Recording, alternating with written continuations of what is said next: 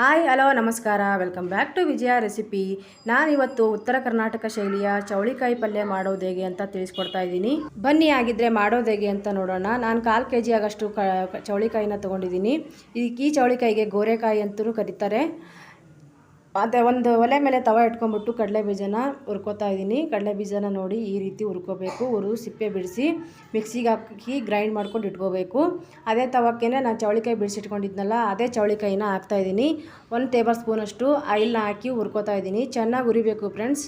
ಚೆನ್ನಾಗಿ ಹುರಿದಷ್ಟು ಪಲ್ಯ ಚೆನ್ನಾಗಾಗುತ್ತೆ, ಅಂದರೆ ಬೇಗ ಬೇಯುತ್ತೆ. ಇಲ್ಲ ಅಂದರೆ ಬೇಗ ಬೇಯಲ್ಲ, ಚೌಳಿಕಾಯಿ ಪಲ್ಯನೂ ರುಚಿ ಬರಲ್ಲ. ನೋಡಿ ಈ ರೀತಿ ಕಲರ್ ಚೇಂಜ್ ಆಗೋವರೆಗೂ ಹುರ್ಕೋಬೇಕು. ನಾನು ಈ ರೀತಿ ಹುರ್ಕೊಂಡಿದ್ದೀನಿ.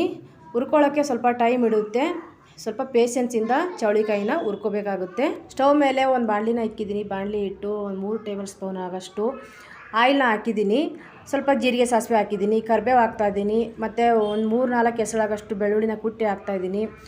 ಒಂದು ಈರುಳ್ಳಿನ ಸಣ್ಣದಾಗಿ ಕಟ್ ಮಾಡಿಬಿಟ್ಟು ಹಾಕ್ತಾಯಿದ್ದೀನಿ. ಒಂದು ಟೊಮೊಟೊನ ಸಣ್ಣದಾಗಿ ಕಟ್ ಮಾಡಿಬಿಟ್ಟು ಹಾಕ್ತಾಯಿದ್ದೀನಿ.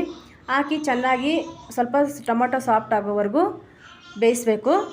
ಬೇಯಿಸಿ ರುಚಿ ತಕ್ಕಷ್ಟು ಉಪ್ಪು ಹಾಕ್ತಾಯಿದ್ದೀನಿ. ಸ್ವಲ್ಪ 1 ಚಿಟಿಕೆ ಆಗೋಷ್ಟು ಅರಿಶಿನ ಪುಡಿ, 1-2 ಸ್ಪೂನ್ ಆಗೋಷ್ಟು ಖಾರದ ಪುಡಿ, ಸ್ವಲ್ಪ ಗರಂ ಮಸಾಲ ಹಾಕಿ ಚೆನ್ನಾಗಿ ಹುರ್ಕೋತಾ ಇದ್ದೀನಿ. ಹುರಿದ್ಬಿಟ್ಟು ಆವಾಗಲೇ ಹುರಿದಿಟ್ಟಿದ್ವಲ್ಲ ಚೌಳಿಕಾಯಿನ, ಅದನ್ನು ಸೇರಿಸ್ಬಿಟ್ಟು ಇವಾಗ ಮಿಕ್ಸ್ ಮಾಡ್ಕೋತಾ ಇದ್ದೀನಿ. ಮಿಕ್ಸ್ ಮಾಡಿ ಇವಾಗ ಹಾಕಿದ್ನೆಲ್ಲ ಲೋಟ ನೋಡಿದ್ರಲ್ಲ, ಆ ಲೋಟದಲ್ಲಿ ಒಂದು 3-4 ಲೋಟ ನೀರು ಹಾಕ್ತಾಯಿದ್ದೀನಿ.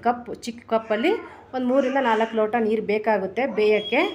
ನಾನು ಆವಾಗಲೇ ಕಡಲೆ ಬೀಜ ಹೇಳಿದ್ನಲ್ಲ ನಿಮಗೆ, ರುಬ್ಬಿಟ್ಕೋಬೇಕು ಅಂತ.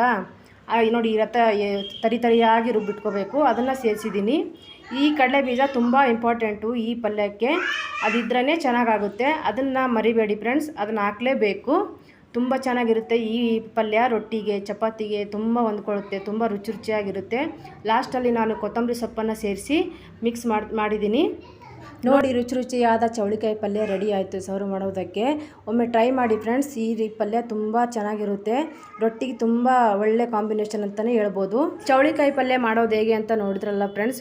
ಒಮ್ಮೆ ಈ ರೀತಿ ಟ್ರೈ ಮಾಡಿ ನೋಡಿ, ಹೇಗಿತ್ತು ಅಂತ ನನಗೆ ಕಮೆಂಟ್ ಮಾಡಿ ತಿಳಿಸಿ. ಈ ಚೌಳಿಕಾಯಿ ಪಲ್ಯ ಮಾಡೋ ವಿಧಾನ ನಿಮ್ಗೆ ಇಷ್ಟ ಆಗಿದ್ರೆ ಒಂದು ಲೈಕ್ ಮಾಡಿ, ಶೇರ್ ಮಾಡಿ, ಸಬ್ಸ್ಕ್ರೈಬ್ ಮಾಡ್ಕೊಂಡು ನೋಡಿ friends. Thank you so much friends.